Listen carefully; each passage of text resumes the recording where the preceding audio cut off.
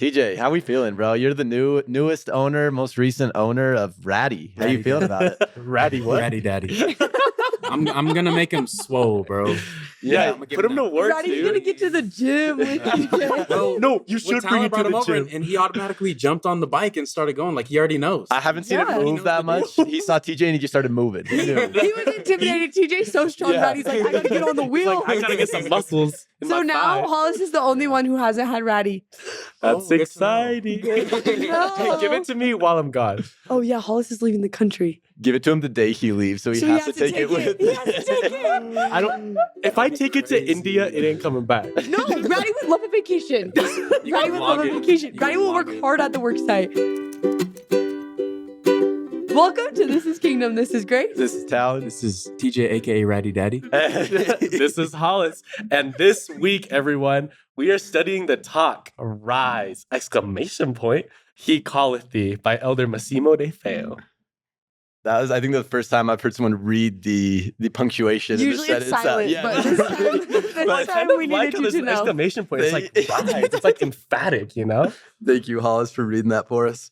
This talk got me having so many thoughts, and it literally was from this right at the beginning. He says the gospel is not a way to avoid challenges and problems, but a solution to increase our faith and learn how to deal with them.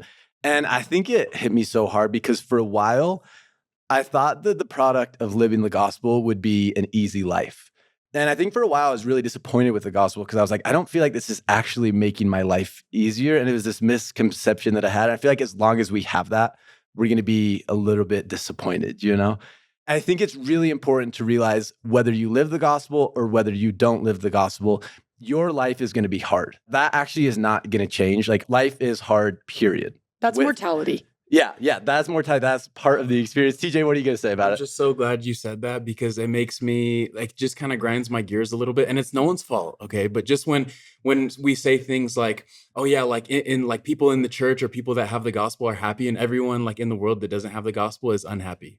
It's not true. Not true at all. There's crazy happiness, and I think he touches on it. There's crazy happiness to be experienced in the world and in life without the gospel. But I hope that as we're listening here, we'll have such a better answer to why choose the gospel and why choose God. You know what Yeah, I'm saying? no, so true. And I feel like I had this long time that I was like, I don't want any hard in my life. And I remember in my patriarchal blessing, I actually said you're going to have many challenges and disappointments in your life. And when he said that, I was like, bro, why? Dude, You're the two? Mine I says was something so like that mad. too. It's so sad. Like, I remember no. two things when I walked Wait, out. all That of was us one on of the them. same- Mine's Oh, mine's TJ's good. just got a nice falling life. You'll be apart. very blessed.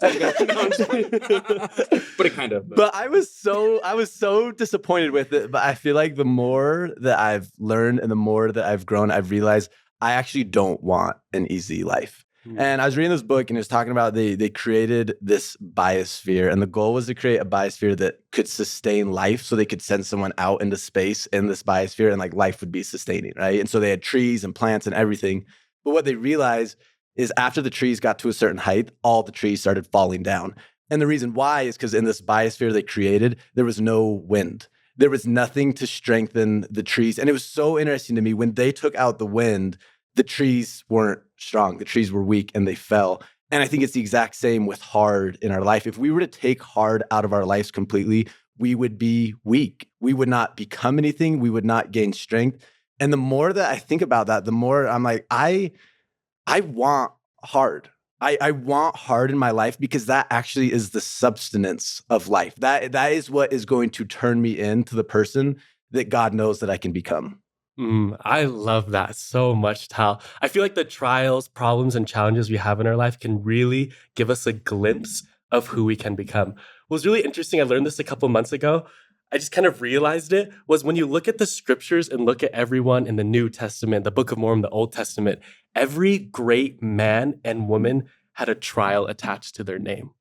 When you think of Job, he lost everything. Yeah, he had a couple. Yeah, he just had a couple, you know. He's known for that. Job lost everything, but gained back everything and more. You look at Mary, who was just so lonely and confused and had these challenges when she was called to bear the Son of God and ended up being one of the greatest mothers, right? And you have Peter, who it took drowning to realize that he could walk on water. Like these trials and challenges give us a glimpse of who we can become, and they let us know that it's not the trial that changes us, but it's turning to God in that trial that That's good. really helps deliver us and become who we're meant to be. So let's like bridge the gap. Like, what is the connection between why we want and need the gospel and why we would need and want trials and tough things? This is such an important conversation, and I'll be honest, this is I feel like a really hard conversation to have. Yeah. Because Mm. like I'm not gonna sit here and pretend like it's fun when bad things happen Yeah. to you. And I'm not gonna sit here and be like, oh yeah, like when you get bad news, like I'm cheering because I'm gonna get stronger and I'm gonna be a tree that doesn't fall down. Mm. Like when I get bad news, I'm sad.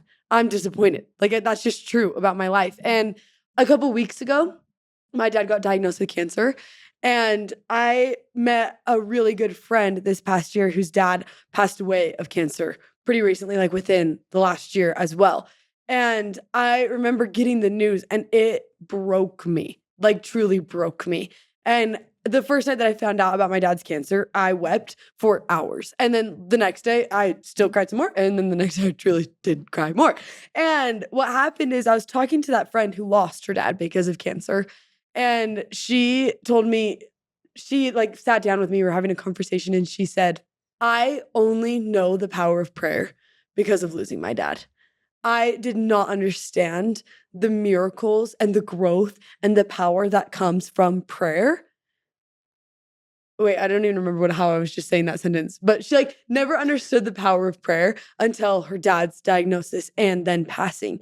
And it's so interesting because after hearing her say that, my prayers changed. Mm. After hearing how prayer had changed her relationship with her Heavenly Father during her dad's passing, while my dad has cancer, I have never prayed more deeply, more powerfully, more intently than after hearing that. And I think that there's something to be said about the fact that we need other people to learn how to connect better with God, but also there's something that changes your heart when everything seems to fall apart.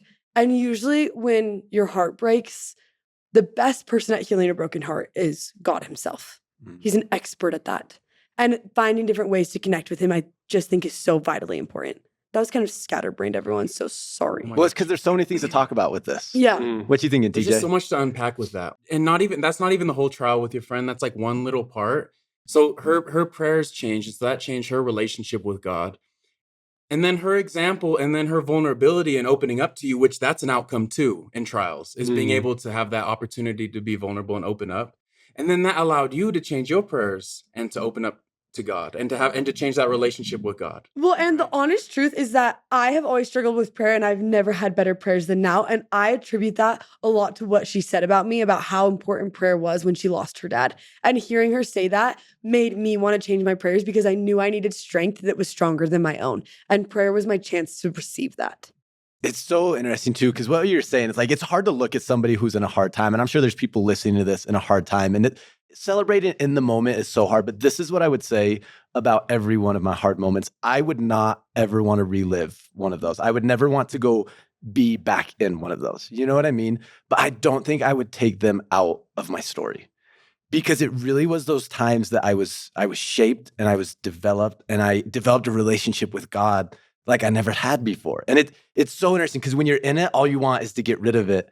But looking back, those are the moments that made you who you are. And it's so interesting to think of the one who did the most good and the one who came to experience a fullness of joy, Christ. He's the one who hurt the most. He's the one who experienced more hard than anyone. And because of that, he is able to help. He has a capacity to help in a way that none of us do.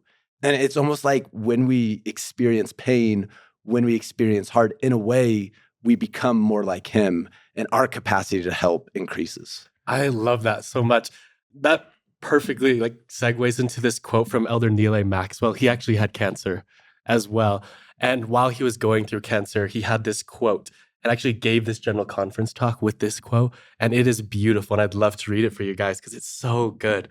He says, "How can you and I really expect to glide naively through life as if to say, Lord, give me experience, but not grief, not sorrow, not pain, not opposition, not betrayal, and certainly not to be forsaken. Keep from me, Lord, all those experiences which made thee what thou art. Then let me come and dwell with thee and fully share thy joy. And I love that quote because Christ went through those times of loneliness and despair and being forgotten. And there's something about trials that enlarges our capacity to feel.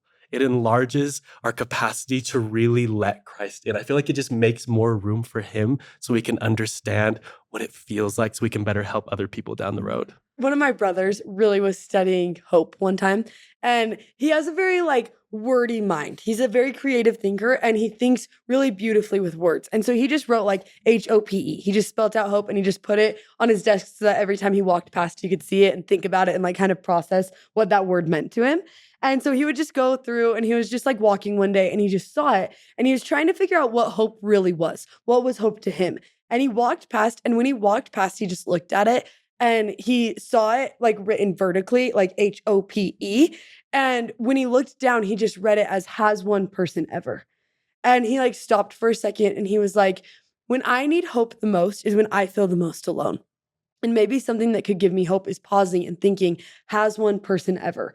And then he started going through, has one person ever felt happy when everything was falling apart? Has one person ever gotten over a breakup that they thought was going to ruin their life? Has one person ever been able to find joy with their family even after the passing of someone that they love? Has one person ever found friends in a school that they never thought they'd find friends? Has one person ever, fill in the blank with whatever you're going through? And he went through and he kind of did that with his life. And he's like, has one person been here? Has one person done this? And he would say yes and yes. And then there was one that he couldn't say yes to. And he was like, oh, maybe this isn't going to work. And then he stopped and he's like, wait, that's the whole purpose of Jesus. Jesus felt every pain, insecurity, heartbreak, doubt, fear, sickness, illness, pain, hurt, everything. So that when you ask that question, has one person ever, fill in the blank for what you're going through, Jesus can look at you and say, yeah, one person has, and it's me. And you can have hope that if I could get through it, I can help you through it. And I think that's why we need God and Jesus to meet us in the depths of our hard things, in the depths of our despair and grief and sadness and difficult moments, because it's in those moments when life falls apart that we can look at them and we can stand back up because they're reaching out their hand to bring us back up. Oh my gosh, I'm just loving this. I just want to, as we're kind of getting to the end, I want to ask this question to kind of get really practical. You know what I'm saying? Let's say there's a teenager listening with us right now. You're hanging out with us, or we got a young adult or a parent. He says, we keep a clear spiritual vision when we focus on Jesus Christ and stay true to what we know to be true. I want to ask you guys, let's get practical. Let's say someone's going through it right now. They're in a trial, they're in a challenge, they're trying to turn to God, but it's really tough. What would be advice for keeping that spiritual vision? You know what I'm saying? Focus on Christ even in the dark. I think there's just something so important to understand. I think a lot of times when hard things happen, we blame it on God, like God did it to us, right? And I think most of the time it's just life. It's not God sending that thing. It's just life is hard. Life is a struggle. And I think when we realize he's not the cause, but he is the solution, we can open up our heart to him. And I think if we're in the state of blaming him, of being mad at him, instead of realizing when you are hurting, he is weeping with you. And the second that I think about that he's not there saying, haha, screw you. There's that, you know what I mean? He is there crying with me. He is there hurting with me. When I realize that my heart isn't closed off, it's not hard anymore. It just opens up to him in a way that I say, hey, help me walk through this. And my prayers change, right? Where it's, I need you to teach me. I need you to help me grow. I need you with me. And I just think the most important thing is for you to open your heart to him instead of closing your heart. I think one thing that comes immediately to mind is don't avoid feelings. I think for me, a lot of my life, I would have sad things happen. I'd push it to the side, dust it under the rug, and just pretend to be happy. That's how I dealt with problems. But I learned acknowledging sadness and acknowledging negativity sometimes equated to more happiness than ignoring it.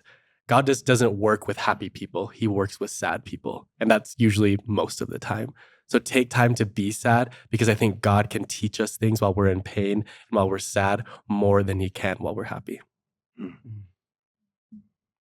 So good. And man, I just want to say, just circling back to that quote, man, what he said, this is what it's all about, how you started, Talon. The gospel is not a way to avoid challenges and problems, but a solution to increase our faith and learn how to deal with them. Man, I would just want to say if anyone's going through it right now, you got to know God is with you and he's teaching you something. He's molding you, he's strengthening you, and he's preparing you for that next phase, and he's preparing you to become like him. You're not alone. Be thou my vision, O Lord of my heart. Not be all else to me, save that thou art. Thou my best thought, by day or by night. Waking or sleeping, thy presence my light. Be thou my wisdom, and thou my true word. I ever with thee, and thou with me, Lord. Thou my great Father, and I thy true Son. Thou in me dwelling, and I with thee one. See you next week.